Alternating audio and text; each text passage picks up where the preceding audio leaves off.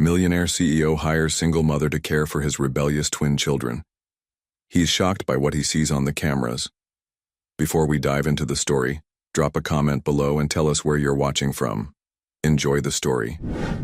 Sarah Mitchell clutched her threadbare coat tighter as the bitter December wind whipped through the busy downtown street. Beside her, 10-year-old Max walked silently, his small fingers gripping his prized Nintendo Switch, the last gift from his father before the accident 3 years ago. "Are you sure about this, honey?" Sarah asked, her voice catching slightly. Max nodded bravely, though his knuckles had turned white from holding the gaming console so tightly. "It's okay, Mom. We need the money for rent." Sarah's heart cracked. A little more. No child should have to part with their treasures to keep a roof over their head, but here they were. After losing her teaching assistant position last month and spending their meager savings on medicine when Max caught pneumonia, they were down to their last few dollars. They positioned themselves near the entrance of Westfield Mall, where affluent shoppers streamed in and out with designer bags and carefree expressions. Sarah swallowed her pride. "Excuse me, sir," she called to a well-dressed businessman. "Would you be interested in buying a barely used Nintendo Switch? It's in perfect condition." The man barely glanced at them before hurrying past. Sarah tried again with a woman juggling shopping bags. "Ma'am, would you—" "I don't carry cash," the woman interrupted, not breaking her stride. After an hour of rejections, Sarah felt Max's small hand slip into hers. "It's okay, Mom. Maybe we can try again tomorrow." That's when she noticed him, a tall man in an impeccably tailored suit standing a few feet away, observing them with an unreadable expression. His presence was commanding, his steel-gray eyes intense as they moved from Sarah's face to Max's gaming console. "How much?" he asked suddenly, his deep voice cutting through the noise of the crowded street. Sarah straightened her shoulders. $300. It was optimistic, but she needed every penny. The man approached them slowly, his gaze lingering on Max's tight grip on the Nintendo. "And why are you selling it?" The question caught Sarah off guard. Most potential buyers asked about battery life or included games, not their reasons. "That's personal," she replied firmly. To her surprise, the man's expression softened slightly. "Of course." He reached into his wallet and pulled out several $100 bills. "Will $500 be sufficient?" Max gasped, and Sarah felt momentarily dizzy. That's too much." "I disagree," the man said simply, extending the money toward her. With trembling fingers, Sarah accepted the bills. Max reluctantly held out the Nintendo, his eyes wet with unshed tears. The man took the console carefully, as if understanding its significance. "Thank you," he said, his eyes meeting Sarah's with an intensity that made her pulse quicken. "I'm Jackson Hayes," he added unexpectedly, reaching into his suit pocket and extracting a business card. "If you're looking for work, Mrs. Mitchell." "Sarah Mitchell," she replied automatically. "And this is my son, Max." Jackson nodded, his expression contemplative. "Sarah Mitchell, I may have a proposition for you. Call that number tomorrow morning." Before Sarah could respond, Jackson Hayes had slipped the Nintendo into his pocket and walked away, disappearing into the crowd of holiday shoppers. Max looked up at his mother, confusion written across his young face. "Mom, who was that man?" Sarah stared at the business card in her hand. The embossed letters read, "Jackson Hayes, CEO, Hayes Innovations." "I don't know, sweetheart," she whispered, her mind racing with possibilities and uncertainties. "But I think our luck might be changing." Jackson Hayes stepped into his sprawling mansion, the Nintendo Switch still in his pocket, weighing strangely heavy for such a small device. The grand foyer echoed with the sounds of shouting and running feet. Familiar chaos that made his shoulders tense instantly. "Mr. Hayes!" A frazzled woman in her 50s burst into the entryway, her face flushed. "I can't do this anymore. Your sons are—" A crash from upstairs punctuated her sentence. "That's the third vase this week." Jackson sighed, pinching the bridge of his nose. Mrs. Winters, please. No, I've had enough. She thrust her apron at him. 7 nannies in 5 months. These boys need more than I can give them. With that, she stormed out, the heavy door slamming behind her. Dad's home. A voice called from above, not sounding particularly welcoming. Jackson looked up to see identical faces peering down from the landing, Ethan and Noah, his 10-year-old twin sons.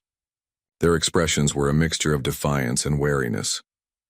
What happened to Mrs. Winters, he asked, already knowing the answer. Ethan, the more outspoken twin, shrugged.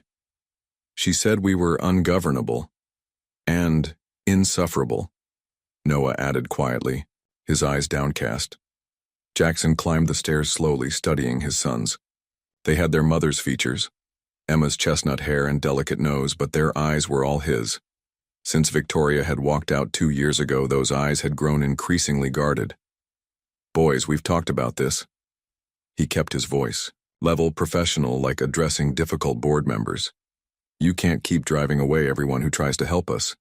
Why not? Ethan challenged. They all leave anyway. The raw hurt in his son's voice made Jackson flinch.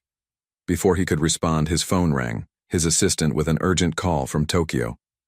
As always, work provided a convenient escape. We'll discuss this later, he said, retreating to his office. Hours later, Jackson found himself staring at the Nintendo Switch on his desk. He thought of Max's reluctance to part with it, the quiet dignity in Sarah Mitchell's eyes despite their obvious poverty. Something about her approach, warm but firm, vulnerable yet strong, stayed with him. His own sons hadn't had a mother's love since birth. Emma had died, bringing them into the world. Victoria, his second wife, had been more interested in his bank account than motherhood. Now his boys were spiraling and he was failing them. On impulse, Jackson picked up his phone and called his assistant. Rebecca, I need you to run a background check on someone. By morning, he knew everything about Sarah Mitchell, former elementary school teacher, widowed when her husband died in a construction accident, struggling financially but with an impeccable reputation at every job she'd held. Jackson made his decision. He needed someone who wouldn't give up on his sons, someone who understood loss and resilience. The Nintendo Switch sat on his desk like a sign. Sometimes the most valuable things came from unexpected places. He picked up the phone to make an offer that would change everything. Sarah stood at the imposing iron gates of the Hayes estate, Max fidgeting nervously beside her. The security guard checked her ID before allowing them through with a curt nod. Mom, this place is huge, Max whispered, eyes wide as they approached the mansion. It's like in those movies where the bad guy lives. Sarah squeezed his hand. Hush. Mr. Hayes is offering us a good opportunity. Though she wasn't entirely convinced herself. The job offer had seemed too good to be true. Live-in housekeeper and nanny for his twin sons, with a salary that would solve all their financial problems. The massive front door swung open before they could knock. Jackson Hayes stood there, immaculate in casual designer clothes that probably cost more than Sarah's entire wardrobe. Ms. Mitchell. Max. Welcome. His tone was cordial but reserved. Please come in. The interior was even more overwhelming. Marble floors, soaring ceilings, priceless artwork. Sarah felt instantly out of place in her worn jeans and secondhand coat. Your sons? She asked, noticing the house's silence. Jackson's expression tightened. Upstairs, plotting no doubt. He gestured for them to follow him to his study. Before you meet them, I should explain something. Once seated, Jackson's professional facade faltered slightly. Ethan and Noah have had difficulties since their stepmother left 2 years ago. They've driven away 7 housekeepers in 5 months. Sarah raised an eyebrow.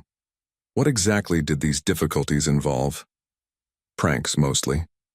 Defiance, refusal to follow rules. Jackson paused. Their mother died during childbirth. Victoria, my second wife, was the only mother figure they knew, and she abandoned them without even saying goodbye. Sarah's heart ached at the thought. I see. I've arranged a guest house for you and Max while you decide if this arrangement will work, Jackson continued. Unless you're already reconsidering. There was a strange vulnerability beneath his businesslike tone, as if he expected rejection. I'd like to meet them first, Sarah replied firmly. Upstairs, two identical boys sat cross-legged on a bedroom floor, hunched over what looked suspiciously like blueprints. They glanced up with identical scowls when Jackson cleared his throat. Boys, this is Ms. Mitchell and her son Max. Ms. Mitchell will be looking after you starting today. For how long? One twin challenged. Mrs. Winters lasted 4 days. That's Ethan, Jackson supplied, and this is Noah. Noah, slightly thinner and more withdrawn than his brother, barely made eye contact. It's nice to meet you both, Sarah said warmly. I hope we'll get along well. The twins exchanged a look that clearly communicated their doubt. As Jackson showed them to the guest house, Sarah spotted the first trap. A nearly invisible wire stretched across the hallway at ankle height. She stepped over it casually, guiding Max to do the same without drawing attention to it. Inside the guest house, Max turned to her. Mom, those boys look mean. They're hurting, Sarah corrected gently. There's a difference. That night, as Sarah unpacked their few belongings, she heard a crash and splash from the bathroom. She rushed in to find a bucket had been rigged over the door, soaking the floor with soapy water. Rather than anger, she felt determination rising. These boys needed someone who wouldn't give up on them. And if there was one thing Sarah Mitchell knew how to do, it was persevere through adversity. From his security monitor, Jackson watched with fascination as Sarah calmly mopped up the mess, her expression not of frustration, but compassion. For the first time in months, he felt a flicker of hope. The morning dawned with suspicious quiet. Sarah moved cautiously through the main house, expecting another prank, but found only emptiness. The twins apparently still asleep.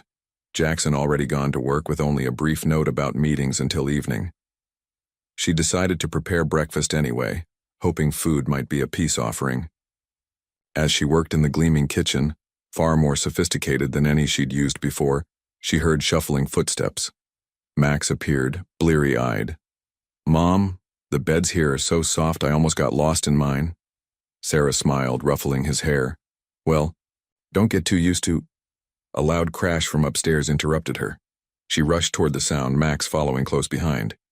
They found Ethan standing over a shattered picture frame in the hallway, his expression carefully neutral. It was an accident, he said flatly, though everything in his posture suggested otherwise. Sarah knelt to examine the damage.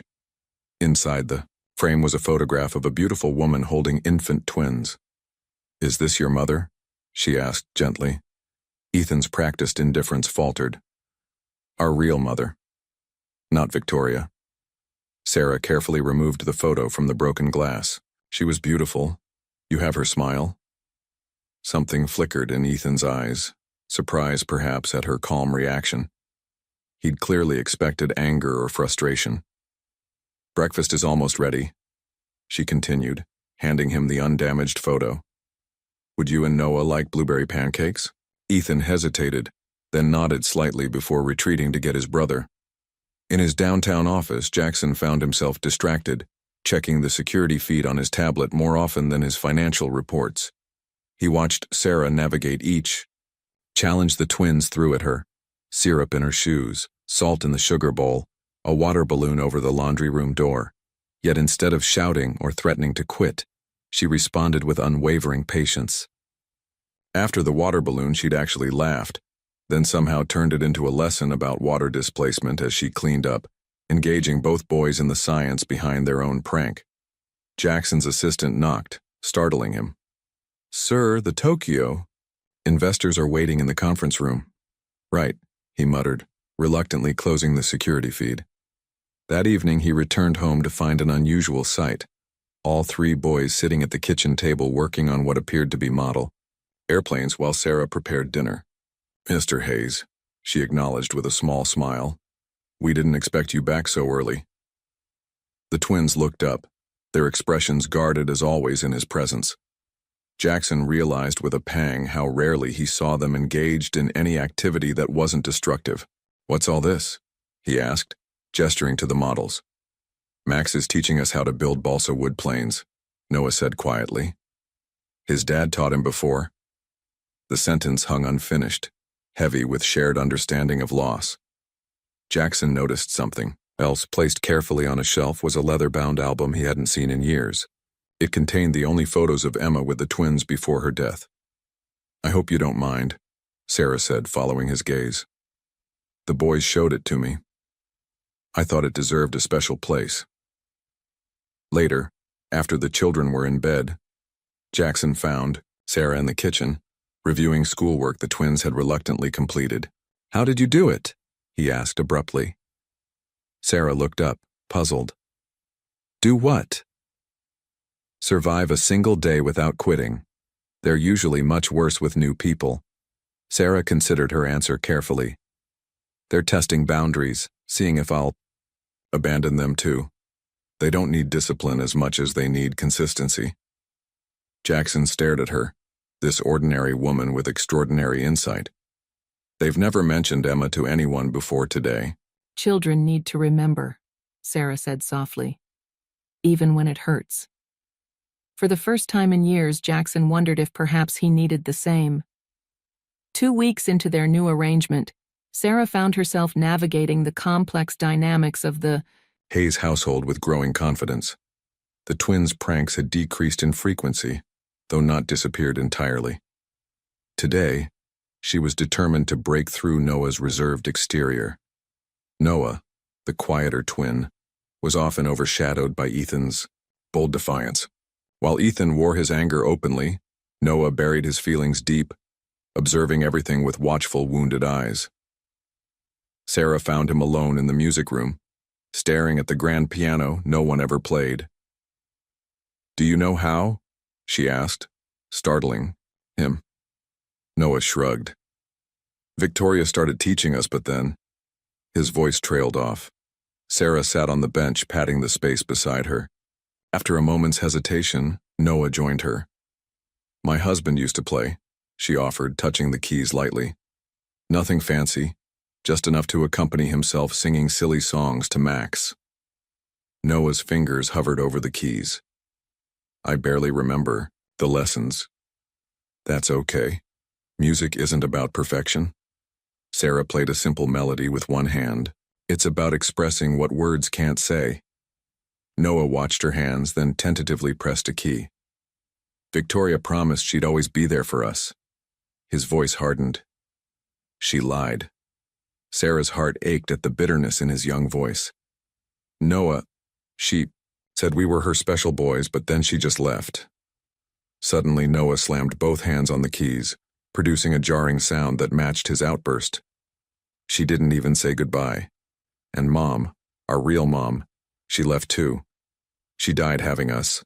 The raw pain in his voice hung in the room. Sarah remained still, sensing this was a dam breaking after years of silence. "Everyone leaves," Noah whispered, tears streaming down his face. "Everyone?" Sarah gently placed her hand over his. "I lost Max's father in a construction accident. One day he kissed us goodbye, and by afternoon he was gone forever." Noah looked up, surprised by her candor. "For months I was angry at the world," Sarah continued. "Sometimes I still am. But Noah, your mother didn't choose to leave you. She gave her life bringing you into this world. That's the greatest love there is." In the hallway, just out of sight, Jackson stood frozen, Sarah's words piercing through the armor he'd built around his grief. He'd come home early again, drawn by an inexplicable need to see how his household was functioning. Instead, he found himself transported back to the worst day of his life, the day he gained 2 sons and lost the love of his life. He'd never told the boys much about Emma, finding the topic too painful. Had that been another failure on his part? Does it ever stop hurting? Noah's question pulled Jackson back to the present. "It changes," Sarah answered thoughtfully. "The pain becomes part of you, but so does the love. Your mother will always be with you, Noah, just in a different way than you'd hoped." Jackson retreated silently, unnoticed by either of them, his chest tight with emotions he'd suppressed for years. That night, after the children were asleep, Jackson found Sarah in the kitchen preparing lunches for the next day. "You work late," he observed, startling her. Oh, Mr. Hayes, I didn't hear you come in. Jackson, he corrected, then hesitated before continuing. I overheard you with Noah today, about his mother. Sarah's expression grew cautious. I hope I didn't overstep. No, he said quickly. Actually, I wanted to thank you. I haven't been very good at helping them with that part of their history. Their eyes met across the kitchen island, and for the first time, Jackson allowed himself to truly see Sarah Mitchell, not just as an employee, but as a woman whose strength had been forged in the same fires that had nearly consumed him. Emma would have liked you, he said quietly, surprising himself with the admission. Sarah smiled, a genuine warmth that reached her eyes. I wish I could have met her. Something shifted between them in that moment. A tentative bridge across carefully, guarded boundaries. Neither knew yet where it might lead, but for Jackson Hayes it felt like drawing a full breath after years of shallow existence. A month passed, transforming the Hayes mansion in subtle but significant ways. Where silence and tension had reigned, now conversation and occasional laughter echoed through the halls. The twins still had difficult moments, but they no longer seemed intent on driving everyone away. Sarah established routines that brought structure to their chaotic lives. Meals were eaten together at the table, homework was completed before play. Consequences for actions, both positive and negative, were consistent and fair. Most surprisingly, Jackson found himself rearranging his schedule to return home earlier. Tonight he arrived to find all three boys sprawled on the living room floor around a chessboard. Checkmate, Max announced, moving his queen with a flourish. Noah groaned dramatically while Ethan watched with fascination. How did you learn to play like that? My dad taught me, Max explained, resetting the pieces. He said chess teaches you to think 5 moves ahead in life. Jackson set down his briefcase, drawing their attention. Dad, Noah acknowledged, a far cry from the cold reception of weeks past. Max is teaching us chess. Did you know he's played since he was 5? Is that so? Jackson approached, examining the board. I used to play in college. The boys looked at him with new interest. Jackson Hayes, the perpetually busy executive, had once done something as ordinary as play chess. Perhaps we could play sometime, he offered, surprising himself. Ethan's eyes widened. Really? Of course, Jackson replied, feeling strangely nervous at his son's scrutiny. Tomorrow, maybe. Sarah appeared in the doorway, wiping her hands on a dish towel. Dinner's ready, boys, please wash up. As the children raced upstairs, Sarah turned to Jackson. You're home early again. The Tokyo deal is finalized, he explained, though they both knew that had never stopped him from working late before. Over dinner, Jackson found himself drawn into their conversations about school projects and neighborhood adventures. He watched Sarah deftly manage the boys' energy, setting boundaries while making each feel heard. Later, after the children were in bed, Jackson lingered in his study, staring at childhood photos of the twins he'd recently displayed on his desk. A soft knock interrupted his thoughts. Come in, he called, expecting Sarah with a household question. Instead, Ethan stood in the doorway in pajamas, looking uncharacteristically vulnerable. Can't sleep? Jackson asked. Ethan shook his head, hovering, uncertainly. What is it, son? Ethan took a deep breath. Noah says I should just ask you. Ask me what? If you're going to make Sarah and Max leave when we start behaving better. The question hit Jackson like a physical blow. What? No, Ethan. That's not... Because Victoria said she loved us when we were good, but she left anyway, Ethan continued, words tumbling out. And the other nannies all quit when we were bad. So I don't understand why Sarah stays even when we do pranks. Jackson motioned for Ethan to sit. His son perched on the edge of the chair, tense and expectant. Sarah stays because she cares about you and Noah, Jackson explained carefully. Not because she's paid to, or because you're perfect. She cares about who you are, not how you behave. Ethan processed this. Like a real mom would? The question pierced Jackson's heart. Yes, like a real mom. Dad? Ethan looked directly at him, his young face serious. Why didn't you ever teach us about Mom, our real mom? Jackson swallowed hard. For years he'd protected himself from his own grief by avoiding the subject, not realizing his silence had created a void. I thought it would be too painful, he admitted. But I was wrong. Sarah helped me see that. Ethan nodded solemnly, then shocked Jackson by moving forward to give him a quick, awkward hug before darting back to the door. Good night, Dad. Good night, son. After Ethan left, Jackson remained motionless, the brief embrace lingering like a ghost. Through his office window, he caught sight of Sarah in the garden, collecting herbs by moonlight. In just 1 month, this woman had begun healing wounds he'd allowed to fester for years. The realization was both comforting and terrifying. An ordinary Tuesday afternoon turned extraordinary with one phone call. Sarah was helping Noah with a science project when her cell phone rang, displaying a number she instantly recognized. Principal Whitaker? Yes, this is Sarah Mitchell. As she listened, her expression shifted from surprise to excitement. The boys watched curiously as she ended the call with a breathless, "Thank you so much." What was that about? Max asked, sensing his mother's sudden elation. Sarah sat down, trying to contain her smile. Remember Westside Elementary, where I interviewed last spring? They finally have a teaching position open. Full benefits, summer program option, everything we've been hoping for. Max's eyes lit up. You got the job? They want me to interview again next week, but Principal Whitaker said it's practically mine. She squeezed Max's hand. We could have our own place again, honey. The twins exchanged glances, a silent communication passing between them. Noah's fingers tightened around his pencil until his knuckles whitened. But you just got here, he said quietly. Sarah's celebration faltered as she registered the hurt in Noah's voice. It's just an interview, she assured him. Nothing's decided yet. But the damage was done. The specter of abandonment, never far from the twins' consciousness, had been summoned once more. That evening, when Jackson returned home, he sensed the shift immediately. Instead of the usual greeting, the house felt eerily reminiscent of the tense atmosphere from his pre-Sarah days. He found her in the kitchen preparing dinner alone. Where are the boys? He asked. Upstairs. They've been quiet since this afternoon.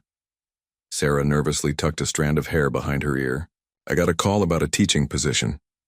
Understanding dawned on Jackson's face. Ah. It's just an interview, she clarified quickly. Jackson nodded, ignoring the unexpected tightness in his chest. Of course. You should pursue it. The thing is, Sarah hesitated.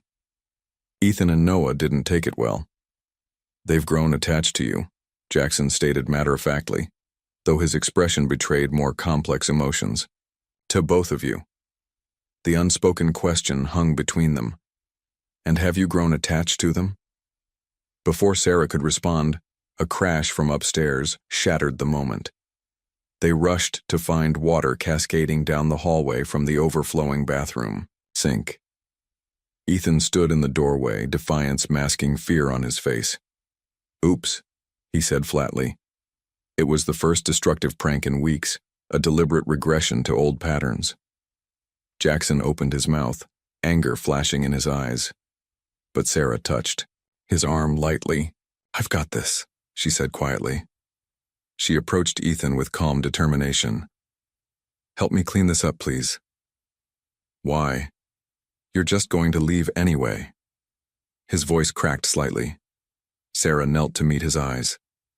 Ethan Hayes, I am not Victoria. Whether I take another job or not, I would never disappear from your life. The boy's lower lip trembled. Everyone says that. I don't make promises I can't keep, Sarah replied firmly. Even if I worked elsewhere, we could visit, have dinner, together sometimes, keep teaching you chess. Jackson watched the exchange, struck by how easily Sarah navigated his son's emotions while he himself stood helpless, a stranger in his own home.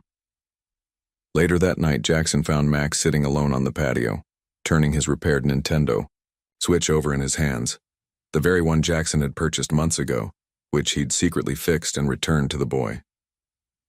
May I join you? Jackson asked. Max nodded, uncharacteristically somber. Mom really wants that teaching job. She talks about it all the time. Jackson sat beside him. It's what she trained for. I know. Max looked up at him. But I don't want to leave.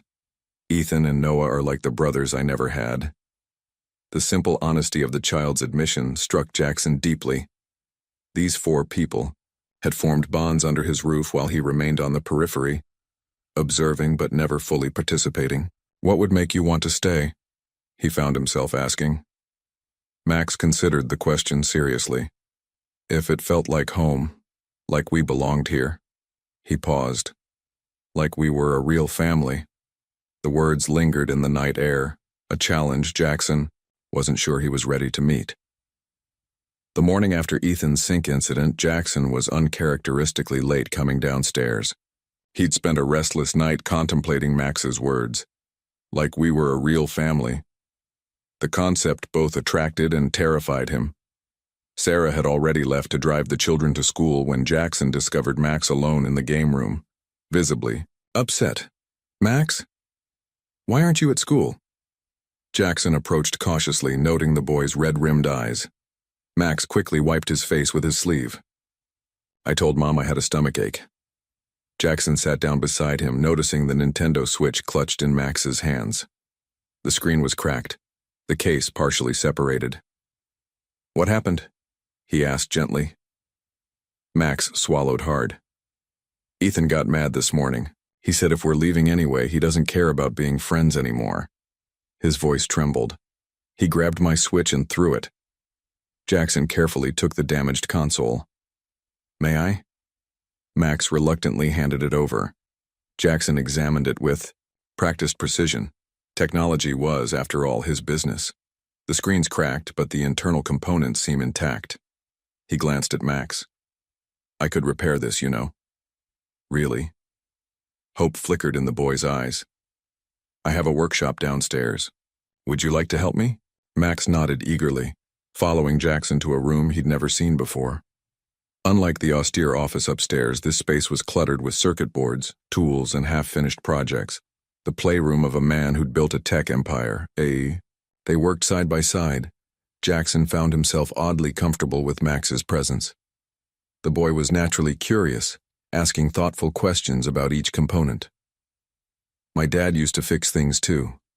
Max offered quietly as they carefully replaced the cracked screen. Not computers, but cars and stuff. Mom says I have his hands. Jackson nodded, observing Max's deft movements. She's right. You're a natural. After connecting the final wire, Jackson handed the repaired console back to Max. Try it now. Max's face lit up as the screen glowed to life. You fixed it, thank you. We fixed it, Jackson corrected, feeling unexpectedly warmed by the boy's delight. Max grew serious suddenly. Mr. Hayes, can I ask you something? Of course. Why do you always look scared when you're with Ethan and Noah? The question landed like a physical blow. Jackson opened his mouth to deny it, then stopped himself. This child deserved honesty. I suppose I am scared, he admitted quietly. Of what? They're just kids. Jackson carefully placed his tools back in their case. Not of them. Of failing them. He paused. When their mother died, I didn't know how to be both parents. Then Victoria came along and I thought she would fill that gap. When she left, I realized I'd been using her presence as an excuse to keep my distance. Because you were afraid of getting hurt again? Max asked with surprising insight. Jackson looked at him sharply. Your mother told you that? Max shook his head. No, but that's why Mom didn't date after my dad died. She told me she was afraid of loving someone who might leave too. The parallel struck Jackson deeply. Your mother is very brave. She says, brave doesn't mean not being scared. It means doing things even when you are scared. Jackson considered this childlike wisdom. She's right about that too. Max carefully tucked the repaired switch into his pocket. Mr. Hayes, Mom really likes it here. She smiles a lot more than before. Even when she talks about that teaching job, she looks sad too. Before Jackson could process this revelation, his phone chimed with a text message from Sarah. Max okay? Should I come home early? With sudden clarity, Jackson realized what he needed to do. Sarah had been caring for everyone, his sons, her son, even him in subtle ways. Perhaps it was time someone considered what she needed. "Max," he said, making a decision. "How would you feel about helping me with something important?" The boy's eyes lit with interest. "What kind of something?" "A surprise. For your mother." Sarah returned from her teaching interview filled with conflicting emotions. The position was everything she'd hoped for: supportive administration, creative curriculum, even slightly better pay than she'd anticipated. Yet as Principal Whitaker outlined the opportunity, Sarah found herself thinking about the twins' faces at breakfast that morning, solemn and withdrawn as they wished her luck. The mansion was unusually quiet when she entered. "Hello? Boys?" She found Jackson in his study, immersed in paperwork. He glanced up, his expression unreadable. "How was the interview?" "It went well," she admitted, settling into the chair across from him. "They offered me the job on the spot." "Congratulations." His tone was measured, professional. "When would you start?" "After the holidays. 6 weeks from now." Sarah studied him carefully. "I haven't accepted yet." Jackson set down his pen. "Why not? It's what you've wanted." "Things change," she said simply. "People change." A charged silence stretched between them until Jackson finally spoke. "There's something I need to tell you about." He hesitated, then continued. "About Emma. And what happened after." Sarah leaned forward slightly, sensing the weight of his words. "Emma and I met in college," he began, his voice soft but steady. "She was studying literature. I was the tech nerd who couldn't believe someone so vibrant would look twice at me. We built everything together. My first company, our life, our plans for a family." He stood, moving to the window. "The pregnancy was difficult from the start. The doctors warned us, but Emma wouldn't consider alternatives. These boys deserve their chance," she kept saying. His voice cracked slightly. "The night she died, I held our sons while they wheeled her away. I wanted to hate them, Sarah. For a moment I did." Sarah's eyes filled with tears. "Jackson?"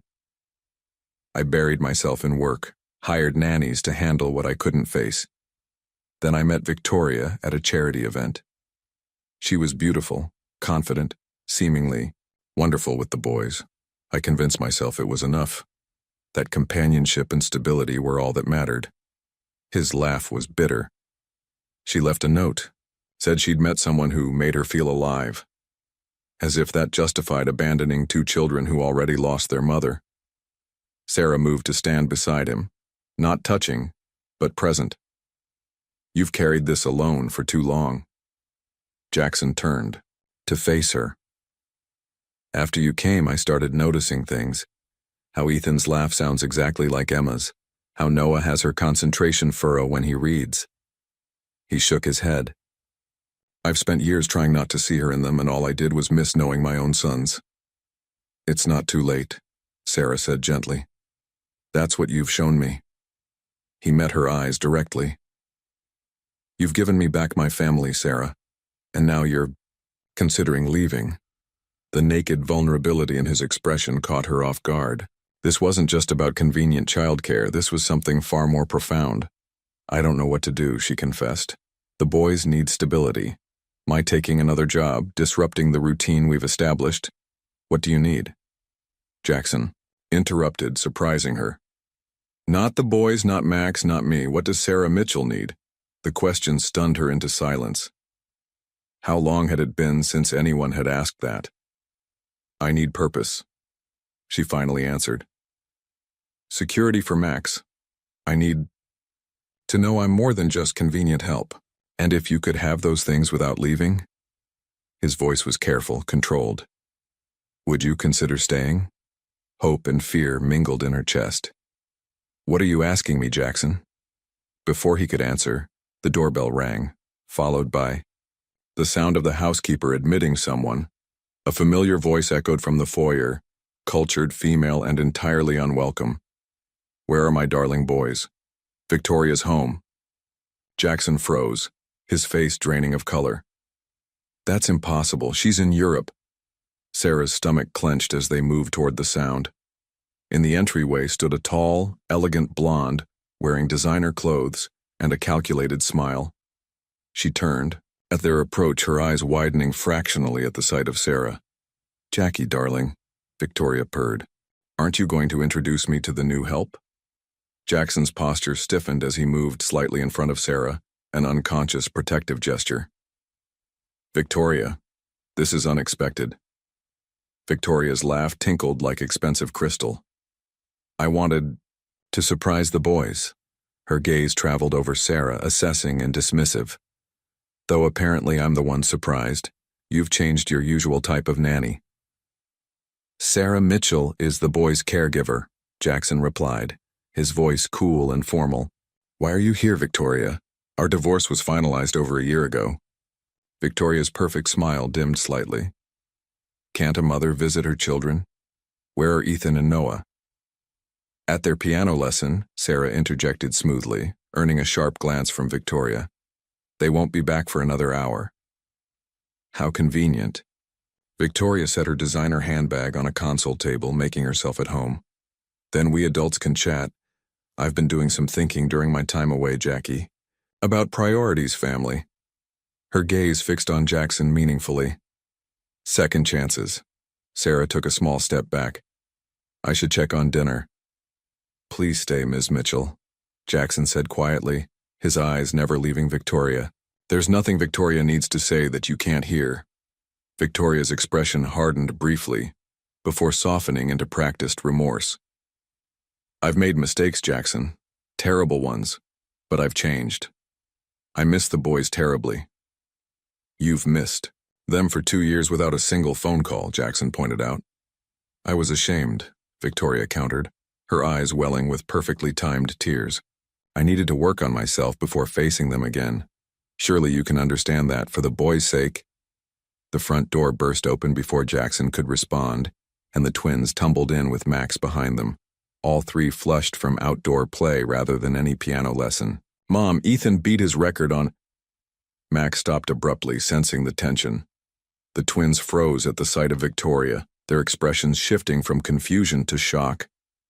"My darlings," Victoria exclaimed, arms outstretched.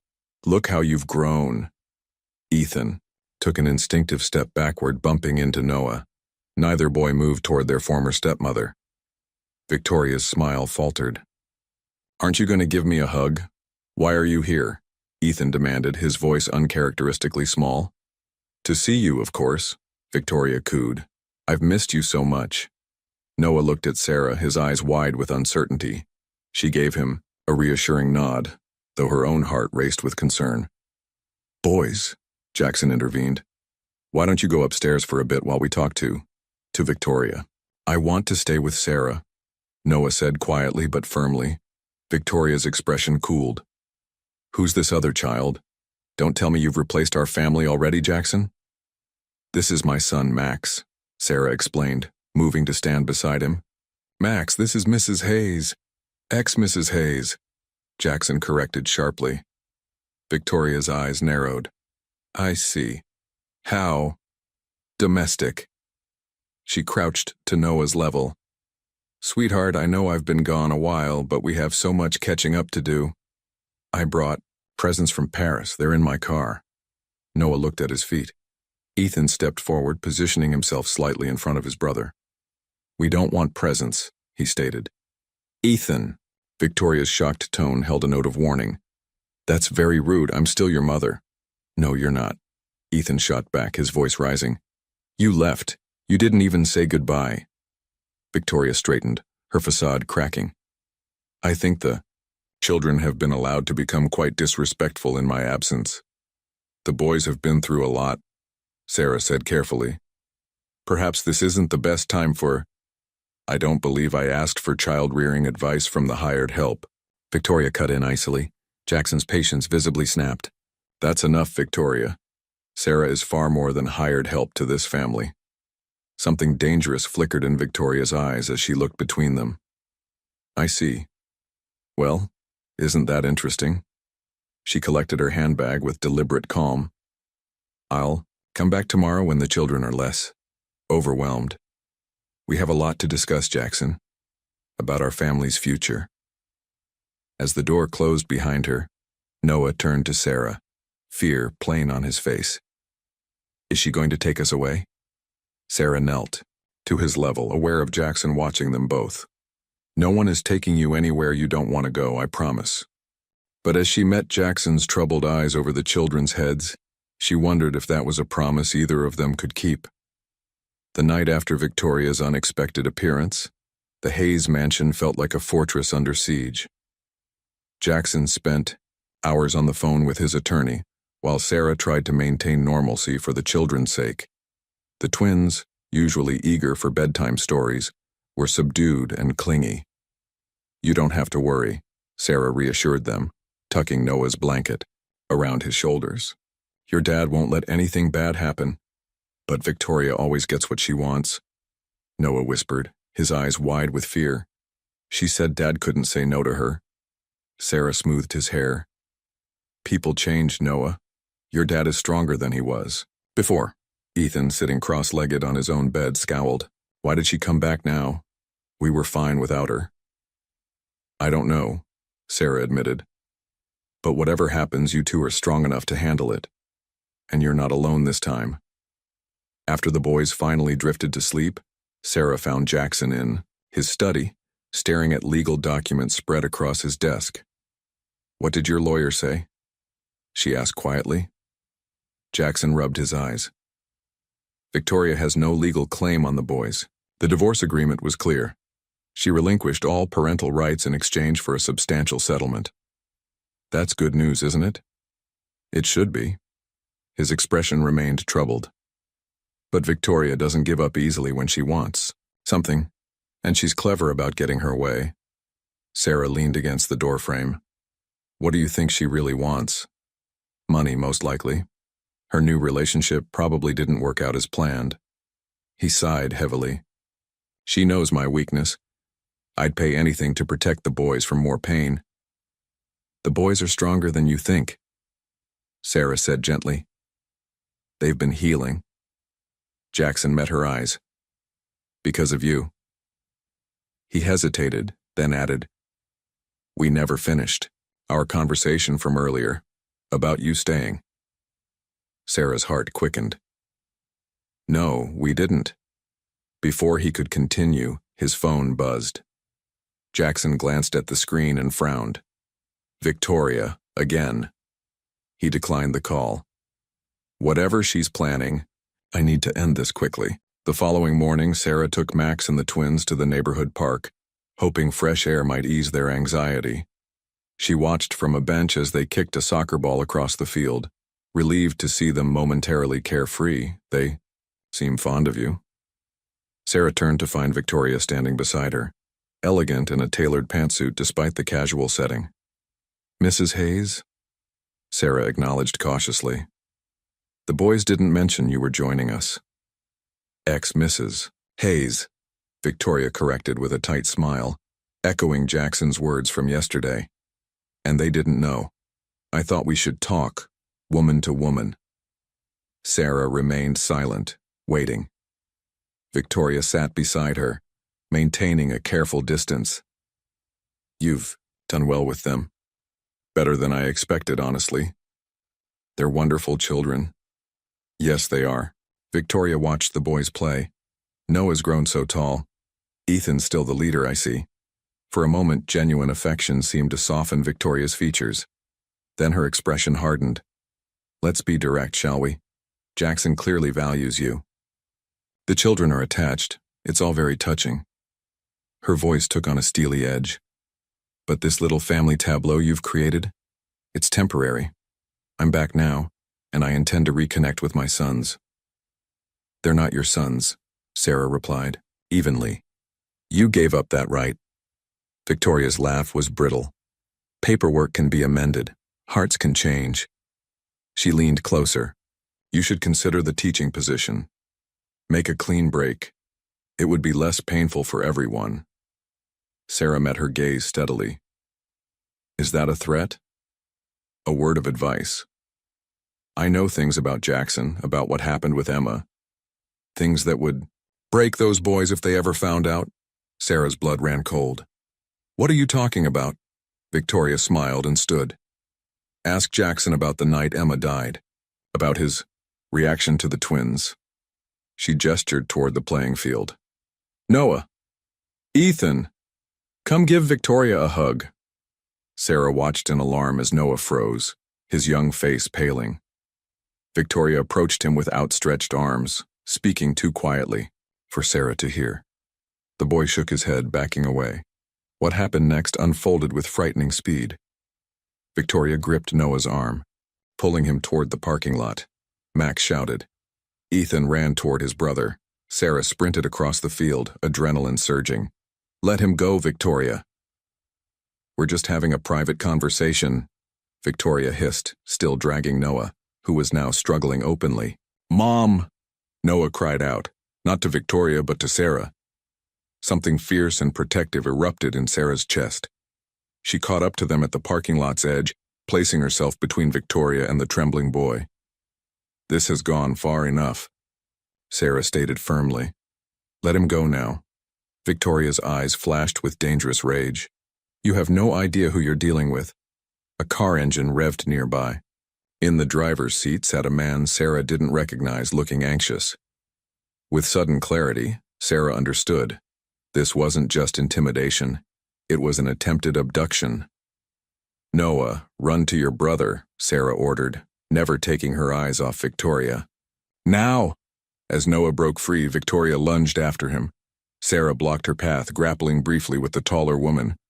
Victoria's manicured nails raked across Sarah's cheek, drawing blood.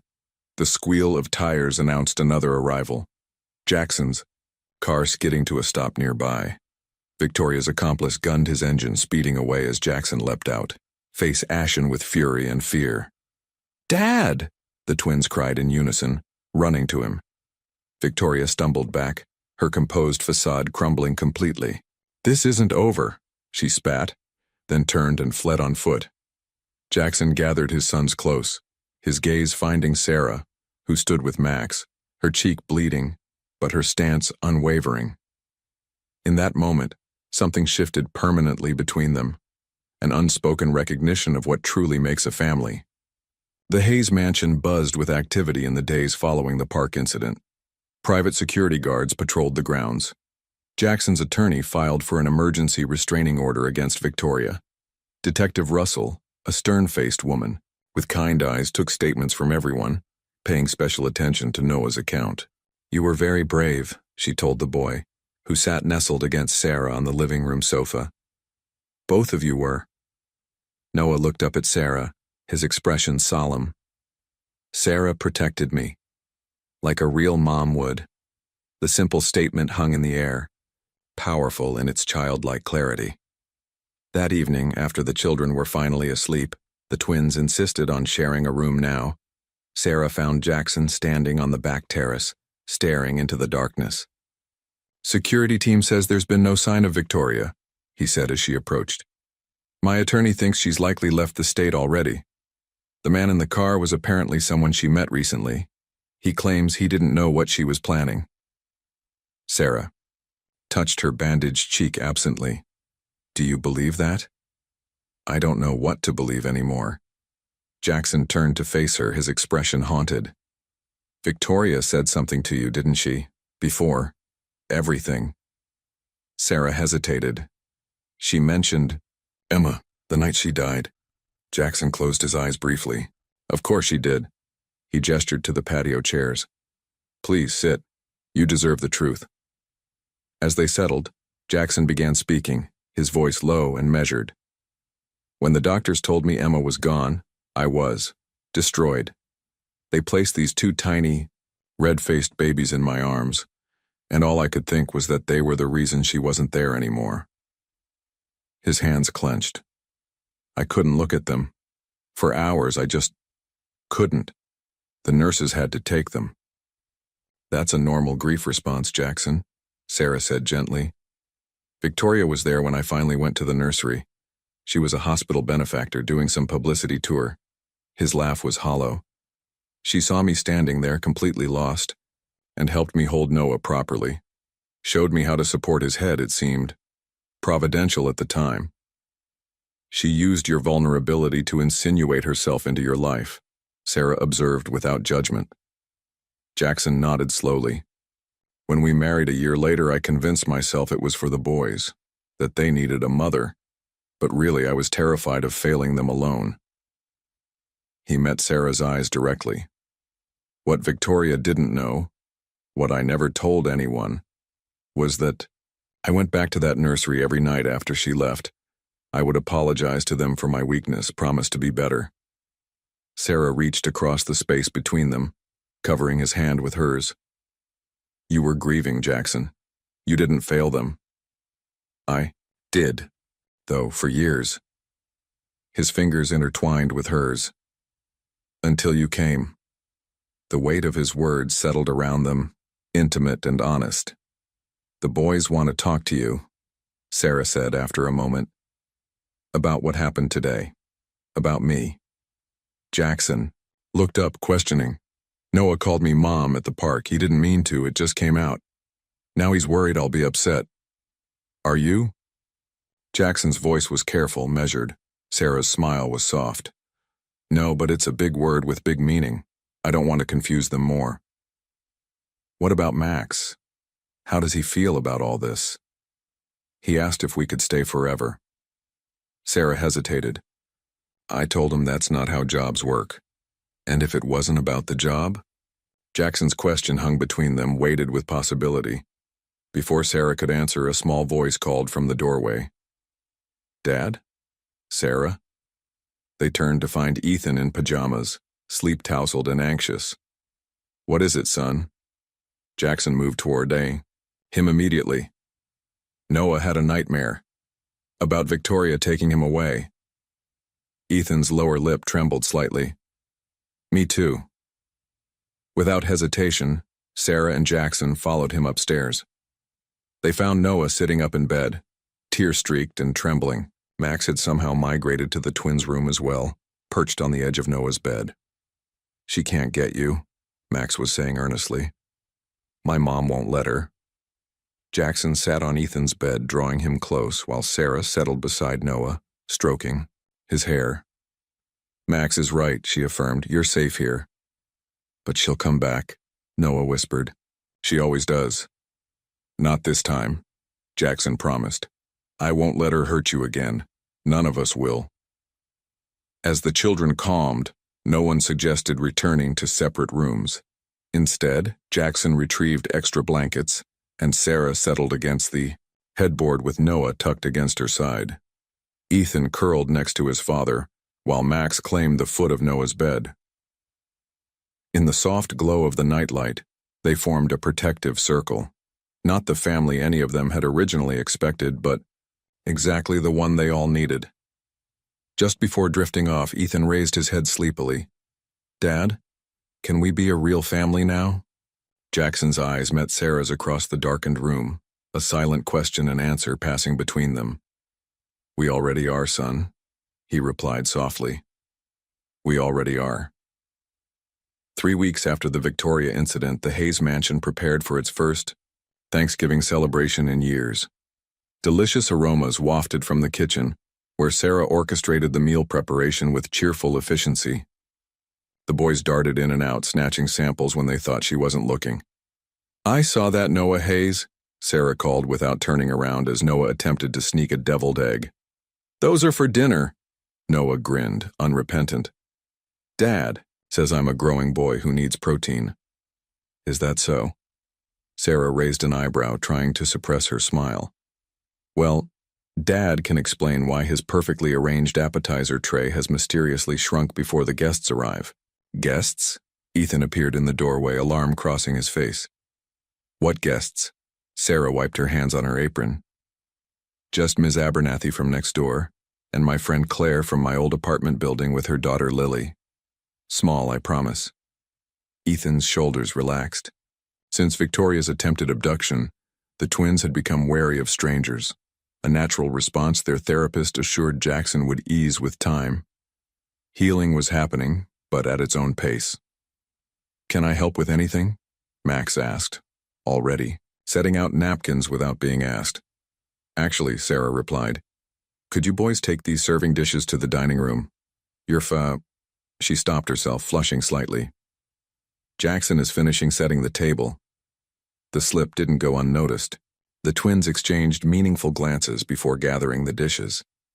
Since the night they'd all slept in the twins' room, the lines between employer, employee, and family had blurred further, though neither Sarah nor Jackson had explicitly defined their relationship. In the dining room, Jackson stood back to assess his handiwork. The table had been extended to its full length, elegant place settings arranged with surprising attention to detail. I didn't know you knew how to set a table, Sarah teased, entering with a tray of roasted vegetables. YouTube tutorial, he admitted, with a self-deprecating smile. I wanted to get it right. Their eyes met, the moment stretching between them. So many of their conversations these days seemed to carry double meanings. The doorbell interrupted the moment. Max raced to answer it, returning with Miss Abernathy, their elderly neighbor, followed by Sarah's friend Claire and her daughter. Dinner unfolded with surprising ease, conversation flowing, laughter punctuating the meal, even Ethan emerging from his protective shell to engage with Lily, who shared his interest in astronomy. It was, Sarah realized halfway through, the first holiday meal she and Max had shared with others since losing David. As dessert concluded, Jackson tapped his glass gently. Before everyone disperses, I'd like to say something. He stood, uncharacteristically, nervous. When I was a child, holidays were formal affairs in my house, more obligation than celebration. Later, after losing Emma, they became something to endure rather than enjoy. He glanced around the table. Today reminded me what a family holiday should feel like, so thank you, all of you, for being here. Claire caught Sarah's eye with a raised eyebrow, silently communicating her approval of this man who seemed nothing like the cold billionaire CEO the media portrayed. As the evening wound down and guests departed, the boys retired to the media room for a holiday movie, leaving Sarah and Jackson alone in the kitchen. That was lovely, Sarah said, loading the dishwasher. The boys seemed happy. They are happy, Jackson confirmed, rolling up his sleeves to help with cleanup. We all are. He paused, then added quietly. Thanks to you. Sarah shook her head. Not just me. You've changed too, Jackson. The way you are with them now. It's beautiful to see. I've had an excellent teacher. He handed her another plate, their fingers brushing momentarily. Sarah, about the teaching position. Her hand stilled. I called Principal Whitaker yesterday. I declined the offer. Jackson's expression shifted to surprise. You did? But you've been working toward that for so long. Some goals change when life changes. She closed the dishwasher, turning to face him fully. The truth is, I couldn't imagine leaving the boys. Or other things here. Jackson took a step closer. What other things? Sarah's heart raced. You know what things, Jackson. They stood in silence, the air between them charged with unspoken feelings. Jackson reached out slowly, tucking a strand of hair behind her ear. I've been afraid, he admitted quietly, of feeling too much, of losing someone again. I know, Sarah whispered. Me too. But I'm more afraid of missing this chance. His voice grew stronger, more certain. These past months with you and Max here, it's like the house finally became a home. The boys are thriving. I'm living again, not just existing. Sarah smiled, her eyes bright with emotion. We feel the same way. Then stay, Jackson said, simply. Not as an employee, as family, all of you. Are you offering us a permanent home, Mr. Hayes? Sarah asked, her tone light but her eyes serious. Jackson shook his head, his gaze never leaving hers. I'm offering much more than that if you'll have it. If you'll have me. Sarah's breath caught. Jackson. The sound of rapid footsteps interrupted them as all three boys burst into the kitchen. Mom! Max exclaimed, then froze, suddenly uncertain. I mean, Sarah, it's okay, she assured him quickly. You can call me whatever feels right. Max exchanged glances with the twins, an unspoken communication passing between them. We've been talking, Ethan announced, hands on his hips in a posture remarkably like his father's. And we have something important to ask. Noah stepped forward, his expression earnest. Are you and Max going to live with us forever, like really forever? Sarah looked at Jackson, who nodded encouragingly. Actually, she said, your father and I were just discussing that. And? Ethan prompted impatiently. Jackson placed his arm around Sarah's shoulders, the gesture feeling simultaneously new and completely natural. If it's all right with all of you, we thought we might try being a real family. Officially. The boys stared at them, processing the implications. Then Max broke into a wide grin. Does that mean I can call you Dad now? He asked Jackson directly. Jackson knelt to eye level with the boy who had somehow claimed a piece of his heart. I would be honored, Max, and I promise to be the best dad I can be, to all of you. The twins' expressions transformed from cautious hope to unrestrained joy. Noah flung himself forward, wrapping his arms around both Sarah and his father. So we're really a family now? He confirmed, his voice muffled against Sarah's sweater. We are, Sarah affirmed, her eyes meeting Jackson's over the children's heads. In his gaze, she saw everything they hadn't yet said aloud: love, promise, commitment, and knew with absolute certainty that they had all found their way home. Spring bloomed across the Hayes estate, transforming the garden into a riot of colors. Inside, an equally significant transformation was underway, as the family prepared for Mother's Day, a holiday that once brought only painful memories to the household. Sarah found Noah sitting alone on the window seat, clutching construction, paper and markers, his expression troubled. Everything okay, sweetheart? She asked, settling beside him. The Mother's Day celebration at school, he explained. Everyone's making cards, but... He hesitated. I don't know who to make mine for. Sarah's heart ached. What's troubling you about it? I never knew my real mom, and Victoria wasn't. His voice trailed off. And now there's you, he continued softly. But is it okay to make one for you when I already have a mom in heaven? Sarah took his small hand in hers. Love isn't limited, Noah. Your birth mother gave you life, the greatest gift possible. You can honor her memory and still have room in your heart for me too. Really? Hope brightened his eyes. Really? Sarah assured him. Family isn't about replacing people. It's about creating space for everyone who matters. Later that afternoon, as Sarah helped Max with homework, Ethan approached with a handmade card. It's for both of you, he explained. My first mom and you, is that okay? Sarah embraced him, blinking back tears. It's perfect. At the school celebration, when his teacher commented on their complicated family situation, Noah smiled confidently. It's not complicated, he replied. I have a mom in heaven who gave me life, and a mom on earth who teaches me how to live. The Hayes garden had never looked more beautiful. White chairs lined a flower-adorned aisle, and an elegant arch of roses stood at its end. The mid-June sun cast a golden glow over the intimate gathering of friends who had come to witness something once thought impossible: a second chance at love and family. Jackson stood beneath the arch, more nervous than before any business presentation of his career. Beside him, 3 young boys fidgeted in matching suits, occasionally whispering among themselves. Stop moving, Ethan instructed his brother. You'll mess up your tie. It's already messed up, Noah complained, tugging at the fabric. Max grinned, reaching over to straighten it. Dad says Mom won't care if we look perfect. She just wants us all here. The word Mom now flowed easily from Max's lips when referring to Sarah, just as Dad had become natural when addressing Jackson. The adoption papers for both Max and the twins had been finalized last month, legal confirmation of what their hearts already knew. The string quartet began playing, and all heads turned toward the house. Sarah appeared in the doorway, radiant, in a simple ivory gown. Claire's daughter Lily preceded her, scattering rose petals along the path. As Sarah walked toward them, Jackson felt his throat tighten with emotion.